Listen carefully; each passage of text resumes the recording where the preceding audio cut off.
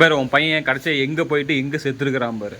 அது ரெக்கார்ட் ஆயிருக்கு. இந்த வீடியோவில் வந்து அண்ணனுக்கு எப்படி ஆக்சிடென்ட் ஆச்சு, அவன் கடைசியாக எங்கே இருந்து வரும்போது அவனுக்கு ஆக்சிடென்ட் ஆச்சு அப்படிங்கிற விஷயத்தை கண்டுபிடிச்சாச்சு. அதுதான் இந்த வீடியோவில் நான் உங்களுக்கு காமிக்க போகிறேன். அம்மா அப்பையிலேருந்தே சொல்லிட்டு இருப்பாங்க நம்மளை ஏமாத்திட்டவங்களும் சொல்லுவாங்க. சரிங்க, எங்களை தான் ஏமாத்திட்டாங்க, மக்கள் உங்களை எப்படி ஏமாற்ற முடியும், அதுக்காக தான் இந்த விஷயத்தை நான் உங்கள்கிட்ட ஷேர் பண்ணுறோம். அண்ணன் சாகாத் மாதிரி எங்கெங்கே போனா அப்படின்னு ரூட் ரெக்கார்ட் ஆயிருக்கு. இது அம்மாட்ட காமிச்சா எங்களோட ரியாக்ஷன் பார்க்கலாம். நிறைய பேர் கேட்டிருந்தீங்களா எங்கள் பையன் எப்படி இறந்து போனான்னு சொல்லி. அதை பற்றி தான் இப்போ இந்த வீடியோவில் வந்து நான் பேச போகிறேன். அதுக்கு முன்னாடி உங்ககிட்ட ஒரு விஷயம் சொல்கிறேங்க. நான் வளர்ந்தது பிறந்தது எல்லாம் வந்து சேலங்க. என் பேர் விஜயாங்க. எனக்கு 2 பசங்க. பெரிய பையன் இறந்துட்டாங்க. சின்ன பையனும் நானும் தான் யூடியூப்ல அப்பப்போ சின்ன சின்ன வீடியோலாம் போட்டுட்டு இருப்போங்க. உங்கள் பையன் இறந்து போனது உங்களுக்கு எப்படி தெரியும்? நான் காலையில் 6 மணிக்கு எழுந்திரிச்சு உக்காந்துருந்தேங்க. தூக்கமே வரலன்னு சொல்லிட்டு நைட்டு பூரா எனக்கு தூக்கமே வரல. அப்போ வந்து எங்கள் கொந்தனா பொண்டாட்டி வந்து உங்கள் பெரிய பையன் வந்துட்டானாக்கா போய் பாருங்க அப்படின்னு சொல்லி சொன்னான். எங்க நேரில் வந்தாங்களா ஃபோனில் பேசினாங்களா? நேரில் வந்தாங்க 6 மணிக்கு. அப்போ வந்து இன்னும் வரலையே, நான் போய் பார்க்குறேன், அந்த தான் வந்திருப்பான் தூங்கிட்டு இருப்பான்னு சொல்லிட்டு நான் வந்து பார்த்தா வந்து ரூம் பூட்டி இருந்துச்சு.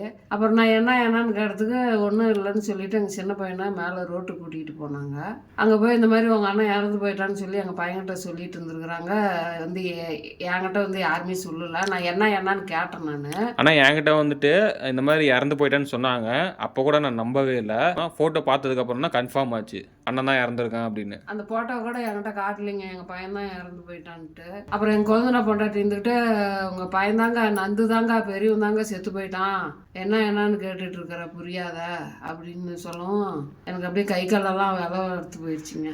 எந்த ஆஸ்பத்திரிக்கு போனீங்க? ஜிஹெச்சுக்கு நைட்டே கொண்டுட்டு போயிருக்கிறாங்க. எத்தனை மணிக்கு? இல்லை, விடிய அட்ரஸ் தேடிட்டு இருந்திருக்கிறாங்க, கண்டுபிடிக்க முடியல. யார் தேடிட்டு இருந்திருக்காங்க? போலீஸ்காரங்க தேடிட்டு இருந்திருக்கிறாங்க. எங்க ஆக்சிடென்ட் நடந்துச்சு? ஆக்சிடென்ட் நடந்தது வந்து பட்டர்ஃப்ளை பாலத்துல வந்து ஆக்சிடென்ட் ஆகி போச்சு. ஜிஹெச்சுக்கு கொண்டுட்டு போயிருக்கிறாங்க. எங்களுக்கு வந்து தெரியாது அங்கதான் ஆக்சிடென்ட் ஆனிச்சுன்னு சொல்லி.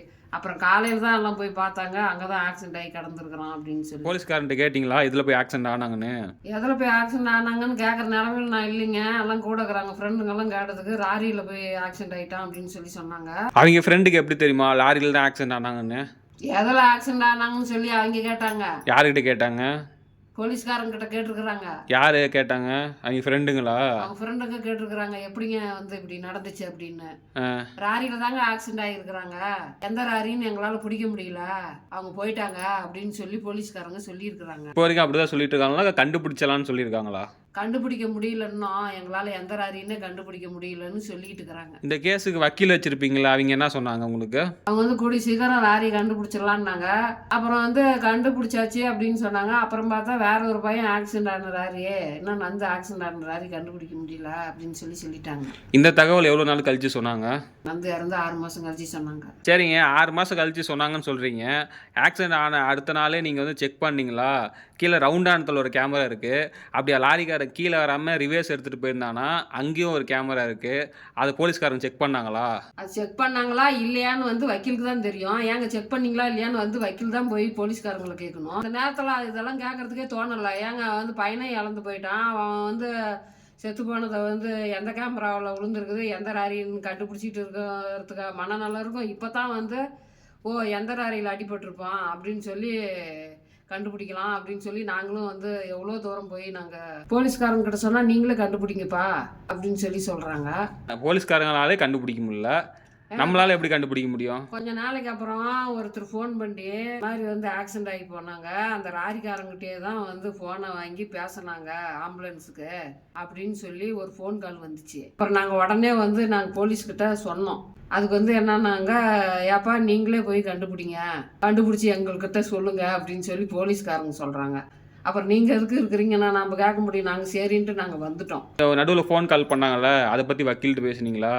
சொன்னாங்க, அது கேட்டதுக்கு அதெல்லாம் சும்மா சொல்லியிருப்பாங்க அப்படின்னு வக்கீல் சொல்கிறாருங்களா? அப்படின்னு வக்கீல் சொன்னாப்படியே. அப்படி இல்லைன்னா நீங்கள் போய் வந்து எந்த ஆம்புலன்ஸு என்ன ஏதுன்னு சொல்லிட்டு நீங்கள் செக் பண்ணி சொல்லுங்க. அவரு அப்படியே தான் சொன்னாருங்களா, நீங்களே போய் பாருங்க அப்படின்னு? ஆமாம், அவங்களும் அப்படி தான் சொன்னாங்க. அப்புறம் எதுக்குங்க வந்து வக்கீல் போலீஸு கண்டுபிடிக்கிறதுக்கு தானே. நாங்கள் வந்து இப்படின்னு சொல்கிறோம், நாங்கள் கண்டுபிடிச்சி நாங்களே சொல்கிறோம், அது நீங்கள் போய் கண்டுபிடிங்க அப்படிங்கிறதுக்கு என்னத்துக்கு வக்கீல், அப்புறம் என்னத்துக்கு போலீஸு? நீங்கள் கண்டுபிடிச்சி வந்து சொல்லுங்கள், நாங்கள் வந்து அதை வந்து எழுதி நாங்கள் கண்டுபிடிச்சோம் அப்படின்னு சொல்லி சொல்கிறதுக்கோசரம் அவங்க வந்து நீங்கள் கண்டுபிடிங்கன்னு சொல்லி சொல்கிறாங்க. இப்போ உன் பையன் கடைசியாக எங்கே போயிட்டு எங்கே செத்துருக்கிறான் பாரு. அது ரெக்கார்ட் ஆகிருக்கு, ஒன்று ஒன்றா காமிக்கிறேன். அன்றைக்கி ஒரு நாள் மட்டும் எங்கெங்கேயோ சுற்றிட்டுன்ட்டு கடைசியாக எங்கேயோ ஒரு காட்டுக்குள்ளே போய் நிற்கிது பாரு. எங்கே பாரு, சாயங்காலம் வந்துட்டு எங்கேயோ வந்துட்டு கேமரா கடைக்கு போயிருக்கிறான். சரியா, கேமரா கடைக்கு போயிட்டு எங்கேயோ ரெஸ்டாரண்ட்டுக்கு போயிருக்கிறான். இந்த ரெஸ்டாரண்ட்டுக்கு தமிழன் ரெஸ்டாரண்ட் சொல்லிட்டு, இதுதான் அந்த ரெஸ்டாரண்ட்டு. சரியா, அந்த ரெஸ்டாரண்ட் போயிட்டு அதுக்கப்புறம் வந்து இதுதான் அந்த ரெஸ்டாரண்ட்டு, தமிழன் ரெஸ்டாரண்ட். இங்கே தான் போயிருக்கேன், சேலத்தில் தான் இருக்குது இது. பராசக்தி ஹோட்டலுக்கு போயிட்டு 2 தடவை செல்லப்பா ஹாஸ்பிட்டலுக்கு போயிருக்கிறான். ஆனால் எதுக்காக போனான்னு தெரியல. கேமரா போட போனானா இல்லை அங்கே யாராவது பார்க்க போனான்னு தான் தெரியல. இப்போ அதுக்கப்புறம் தான் வந்துட்டு எத்தனை மணி, செல்லப்பா ஹாஸ்பிட்டலில் இருந்து 11 மணி. சரியா, அங்கேருந்து அங்கம்மா காலனிக்கு போயிருக்கிறான். காடு மாதிரி இருக்குது, இங்கே தான் கடைசியாக போயிருக்கிறான். இங்கேருந்து இங்கே வரும்போது தான் ஒன்று நைட் டைமில் ஆக்சிடெண்ட் ஆகிருக்கும். அங்கே எத்தனை மணிக்கு ஆக்சிடெண்ட் ஆச்சு சொன்னாங்க போலீஸ்காரங்க? 12:30 ஆகிருக்குது. அவங்க 1 மணிக்கு பார்த்துருக்காங்க. 1 மணிக்கு பார்த்துருக்காங்க. அப்போனா நம்ம இந்த லொக்கேஷனுக்கும் அவன் பட்டர்ஃப்ளை பாலத்தில் ஆக்சிடெண்ட் ஆச்சுல்ல அதோட லொக்கேஷனும் போட்டு பார்த்தா எவ்வளோ கிலோமீட்ரு, எவ்வளோ நேரத்தில் போயிருப்பான்னு கால்குலேஷன் இல்லை தெரிஞ்சிடும். சார் இதுதான் அந்த காடு. இப்போ ஜூம் பண்ணுற மாதிரி ஒரு காடு மாதிரி இருக்கும். அன்றைக்கி ஒரு ஹோட்டல் கூட்டிகிட்டு போனால, ஆமாம், அது அங்கே தான், அந்த ஹோட்டல் தான். அதுவும் இல்லாமல் இதில் என்ன ஒரு விஷயம்னா, காரில் தான் போயிருக்கிறாங்க எல்லா இடத்துக்குமே. பாருதா, காட்டுதா கார் மாதிரி, காரில் தான் போயிருக்கிறாங்க. காரில் போயிருக்கிறாங்க. இவனுக்கு எப்படி வண்டியில் ஆக்சிடென்ட் ஆனிச்சு? ஆனால் வந்து நமக்கு ரிப்போர்ட் வந்து காரில் போன மாதிரி தான் காட்டுது. இல்லை அவனுக்கு வந்து 7:30 மணிக்கே ஆக்சிடென்ட் ஆகிருக்குமோ? 7:30 மணிக்கு ஆகிட்டு ஹாஸ்பிட்டல் அப்படி சுற்றிட்டு இருந்திருப்பாங்களோ? ஆனால் இப்போ வந்து என்னன்னா, செல்லப்பா ஹாஸ்பிட்டல் இங்கே 2 தடவை போயிருக்கான். அது எதுக்கு போனான்னு தெரில. கரெக்டாக நம்ம அந்த காட்டில் இருந்து இந்த பட்டர்ஃப்ளை பாலம் வரத்துக்கு 1/2 hourல வந்துடலாம். சரியா, கரெக்டாக இங்கே தான் ஆக்சிடென்ட் ஆன மாதிரி சொல்கிறாங்க போலீஸ்காரங்க. எந்த இடத்துல? இந்த இடத்துல கீழே இப்படி வந்தால் கொண்டலாம்பட்டி ரவுண்ட் ஆனோம், அந்த ரூட்டில் போனால் பைபாஸு, இந்த பிரிவில் தான் வந்துட்டு ஆகிருக்குறேன். இங்கே தான் ஆயிருக்கு. ஆனால் வந்து போலீஸ்காரங்க சொன்னது 1 மணிக்கு பார்த்தேன்னு சொல்கிறாங்க பிரிட்ஜ் மேலே. அப்புறம் எத்தனை மணிக்கு ஆம்புலன்ஸுக்கு ஃபோன் பண்ணியிருப்பாங்க? போலீஸ்காரங்களுக்கு எத்தனை மணிக்கு ஃபோன் பண்ணியிருப்பாங்க? 11:30. சரி, 11:20. ஓகேவா, அங்கே போயிருக்கிறாங்க 11:20க்கு. 1/2 hourல வந்திருப்போம் இங்கே பட்டர்ஃப்ளை பாலத்துக்கிட்ட. அங்கே ஆக்சிடென்ட் ஆகிருந்தால் ஒரு 1/2 மணி நேரம் ரோட்லேயே படுத்து கிடந்திருப்போம். 12:15 உயிர் போயிருக்குது. கேமரா இருந்திருந்தா தெரிஞ்சிருக்கும். இப்போ ஆக்சிடென்ட் ஆச்சுங்கள, ஜிஹெச்சில் போஸ்ட்மார்ட்டம் ரிப்போர்ட் என்ன ரிசல்ட் வந்திருக்கு? போஸ்ட்மார்ட்டம் ரிப்போர்ட்டில் என்ன வந்திருக்குதுன்னா, அவன் வந்து இட்லி தோசை இந்த ஃபுட்டு தான் சாப்பிட்டுருக்கான்னு சொல்லி ரிப்போர்ட்டில் வந்துருக்குது. இந்த பையை கூட தூக்க முடியல அவனால், அவ்வளோ வெயிட்டு. இதை தூக்கிட்டு டெய்லியும் போயிட்டு வருவான். பை வாங்கி 2 மாதம் தாங்க ஆகுது. இந்த பையை வந்து இப்படி வந்து கிராஸாக மாட்டிக்கிட்டு அவ்வளோ அழகாக வந்து நடந்து வருவான். இங்கே பாருங்கள் உள்ளே என்னென்ன வச்சுருக்கான்னு பாருங்கள். கடைசியாக வந்து இந்த பையில் என்னென்ன கொண்டுட்டு வந்து வச்சேன்னா அது அப்படியே இருக்குதுங்க. இப்போ 2 வருஷம் ஆகியும் நாங்கள் அதை தொடவே இல்லை. இது வேலை செய்கிறது டேப்பு, இதெல்லாம் வந்து ஃபைலு மாட்டிக்கட்டு தூக்கும் போதே வெயிட்டாக இருக்குது. எப்படி தான் அது வந்து தோலில் டெய்லி மாட்டிட்டு போனான்னு தெரியல. வந்து பொருள் கூட என்ன எடுக்கலையே, அப்படியே 3 வருஷம் ஆகுது, அப்படியே இருக்குதுங்கண்ணா. பேக்கோட விலை பாருங்க 1325 ரூபா. இந்த புது பேக்கை கூட சரியாக அனுபவிக்க முடியாமல் செத்து போயிட்டான். வாங்கி 2 மாதம் தான் ஆகுது. இந்த பை ஒரு பழைய பை ஒன்று இருக்குங்க, 10 வருஷமாக அந்த பையை தான் வந்து தோலில் மாட்டிகிட்டு இருப்பான். அதெல்லாம் நிறையா ஃபோட்டோவில் மாட்டி வச்சுருக்கான். அந்த இன்னொரு நாளைக்கு காட்டுறோங்க. அந்த பேகை மாட்டிட்டு போய் தான் தொழிலும் கற்றுக்கிட்டான், பணமும் சம்பாதிச்சான். கடைசியாக வந்து அந்த பையில் வந்து உள்ளாரெல்லாம் வந்து பூசணம் பிடிச்சி போய்க்குது. இது என்ன விஜயா இப்படி இருக்குதுன்னு சொல்லி தொங்க விட்ட பை கூட 2 வருஷமாக இன்னும் தொங்கிட்டே இருக்குதுங்க. இந்தாண்டி நான் போகும்போதெல்லாம் அவன் ஞாபகார்த்தமாக அந்த பையை பார்த்துக்கிட்டு போய்கிட்டு வந்துட்டு இருக்கிறேன்னா அந்த பையை கூட கழட்டி எரியல.